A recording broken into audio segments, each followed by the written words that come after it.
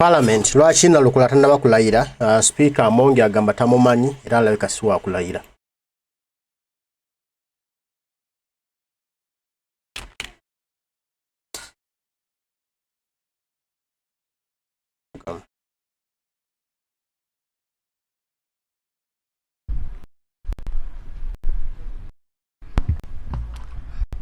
Thank you, Right Honourable Speaker. We are used to a much more lengthy communication from you, especially when we've been away for some time. So we're surprised you finished quickly. We're hoping for more. But I do join you in welcoming colleagues for us to take care of critical matters that we ought to be able to. In 3 quick minutes, Right Honourable Speaker. The last times we were sitting, Right Honourable Speaker, we kept bringing critical matters to this House. And you did give us audience. We kept raising the matter of the brutality that was occasioned in the Kawempe North by-election. Government kept giving us commitments. I remember the Honourable David Mohozi was here. He gave a response expressing dismay about some of the happenings, beating up of people, journalists, and he promised to investigate and get back to the House. Honourable David Bahati, in the same vein, rose up and said this is wrong, and on behalf of government he said he's going to follow up. He even said he will visit one journalist who had been brutalized, the one Miracle Ibra. He said government will even take care of the medical bill, and he said he would get back to us. And you, Right Honourable Speaker, tasked government to follow up and get back to the House. Honourable Speaker, the situation only got worse. It's as if the matters that we raised here and the task you gave them was taken for granted. The situation got a lot more precarious. Honourable Speaker, after our candidate in that race, one Luimbazi Nalukoola, was assaulted, our supporters were brutalized, several leaders were brutalized, including on election day. In fact, Honourable Speaker, some of your members here were badly brutalized, still nursing injuries. Journalists were not spared either. They were badly beaten. Others were abducted and taken in drones, only to be dumped later with injuries. Honourable Speaker, can government provide an explanation to this House? Who was responsible for this brutality? We want to know, because we raised these matters here. The government officials who spoke, they expressed concern and dismay over these particular matters. Can we know who commandeered this? Who commandeered the brutalizing of leaders, citizens, a candidate in a race, journalists, who are simply doing their job? Who is responsible for this? I saw, Right Honourable Speaker, the Prime Minister, Honourable Robin Banja, Honourable Misa Kabanda, Honourable Balam, make some remarks out there and say, we as the opposition were responsible.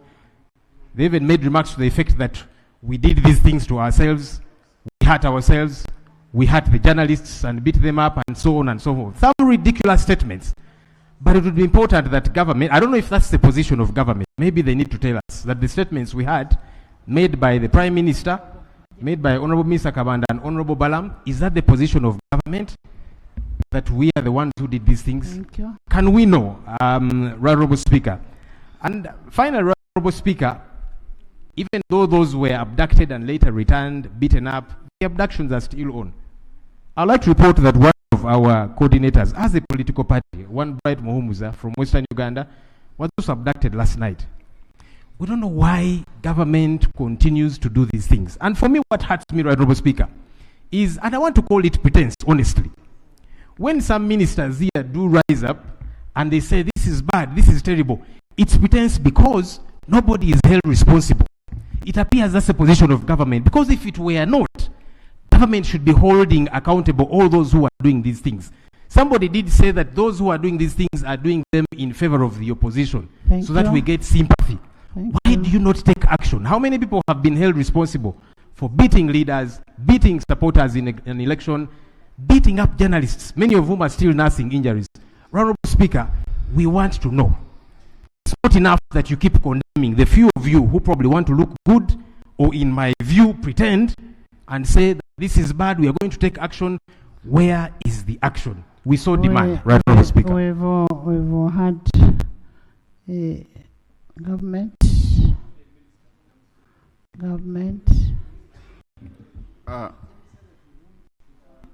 Madam Speaker. Madam Speaker.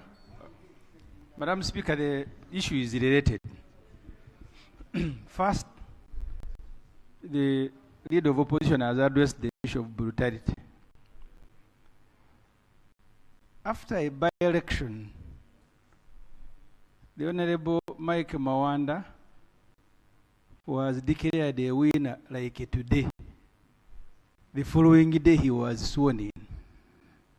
Madam Speaker, as the head of this institution, can you get us to know when the Honorable Nalukoola will be sworn in? The Honorable Mawanda was sworn in 24 hours. He was here. Honorable members. Then second, if you allow, Madam Speaker, and you answer. Let me answer that one first.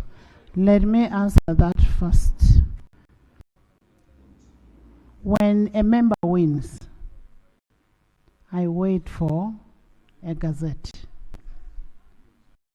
When I get a gazette, that's when I swear in the member.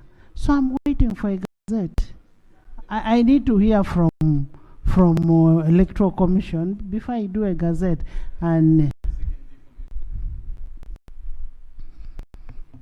Honourable Speaker, we are actually dismayed that up to now the Electoral Commission has not gazetted the person that won the Kawempe North by-election. We did follow up with the Electoral Commission, and they told us that they're still sorting out internal issues.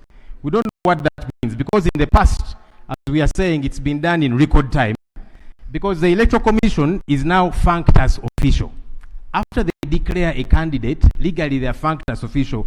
They no longer have any responsibility. They can't say they're still sorting this out, they're still investigating this, or whatever the case might be.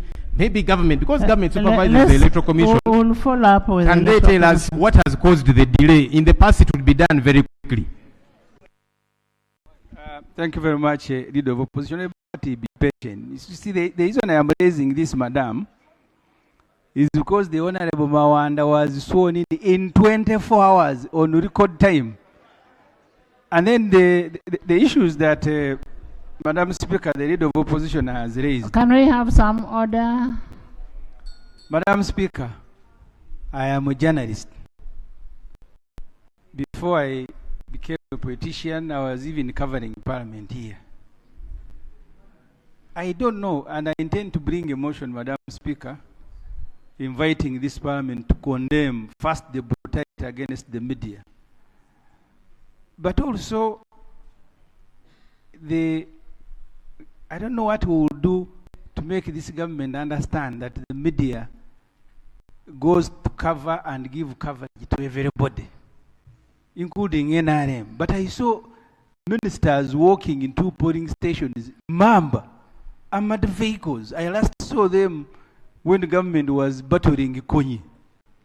I don't know what was in Kawempe that made the government, including equipment for which they were arresting civilians. They said Dr. Besige had one pistol and you got arrested. Now they got members to go, because the Parliamentary Elections Act doesn't allow even to carry a gun, a simple gun at a polling station, even a simple gun. These vehicles I see with the president, I saw them in Kawempe at polling stations. Honorable Government. Thank you, Madam Speaker, and thank you, colleagues.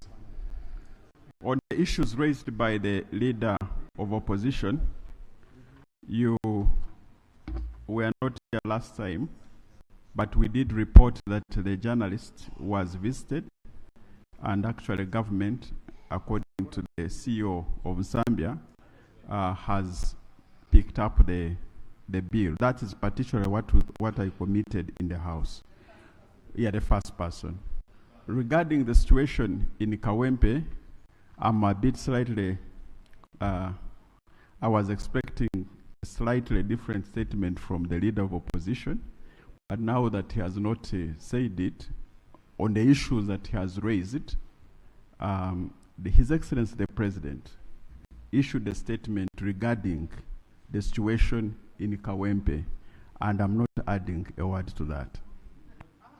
Honorable members in the public gallery this afternoon, we have teachers and students from Lukaya Seed Secondary School, Uganda. from Kalungu East County. Can I have order? Please stand up and we see you. They are represented by Honorable Katavasi Francis Katongole, Honorable Francis, and Honorable Sekindi Aisha. They are your members of parliament. Thank you for coming. You're very smart. Thank you for coming to your parliament. They are here to join the proceedings on this. Honorable members. Yes, Sechi. Thank you very much, Right Honorable Speaker. Right Honorable Speaker, I heard the lead of government business telling the House that the President's statement cannot be added or subtracted. But Right Honorable Speaker, the Constitution is very clear. The mandate of the Electoral Commission is very clear: to organize free and fair elections, to declare the winning candidate, and all the processes. Now, it's not fair to hide behind the President's statement as if the President has taken over the Constitution. It shouldn't have stopped the Electoral Commission from exercising its constitutional mandate by declaring and indeed gazetting a successful candidate. I would therefore wish that this House, Right Honorable Speaker, puts it on record that we are increasingly getting dismayed by the conduct of the Electoral Commission in the affairs of Kawempe North by-elections. And we are disturbed that up to now, the results were declared. What is stopping the Electoral Commission from succeeding and doing its job? Then whoever is aggrieved, there is the legal redress in this country. Madam Speaker, you've been vetting justices of this country. They know very well what course they have to take if they are so aggrieved, if anybody is aggrieved, but not hide behind the President's statement and deny the people of Kawempe North a right for representation. Madam Speaker, as long as I'm here, I feel Parliament should take a note and look with dismay the very bad conduct exhibited by the Electoral Commission. I thank Honorable members, we will wait for a gazette. It is to my best interest that I have my member in the House. It is to my best interest. Because I want my member in the House, I want the constituents to be represented. So we'll wait for the gazette, and when we receive the gazette, we'll swear in the member. So, Attorney General, you'll need to make a follow-up on that, on what is being raised. I've seen David updating you. Next item.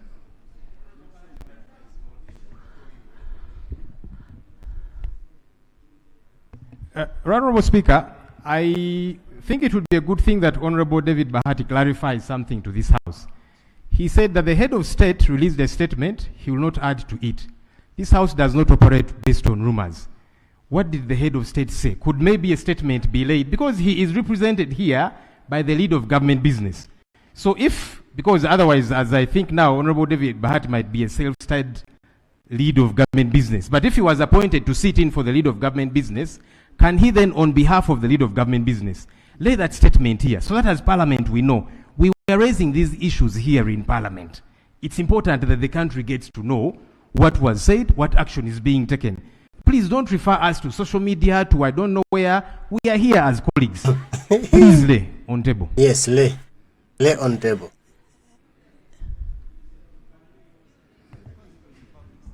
Lay, can you lay? Well, it was a public statement. And Madam Speaker, I can in a few minutes print it out and lay. Okay. Yes. I will give you time and you bring it. Next item. That's Uganda. Item 3 on But the Nalukoola will swear in papers, because it's legally the local government elected finance commission and is the winner for the Kawempe North seat as the member of. So whatever they do, whether they deal down, whether they pretend him not to be a member of parliament, he will be and he will swear in, no matter what they do.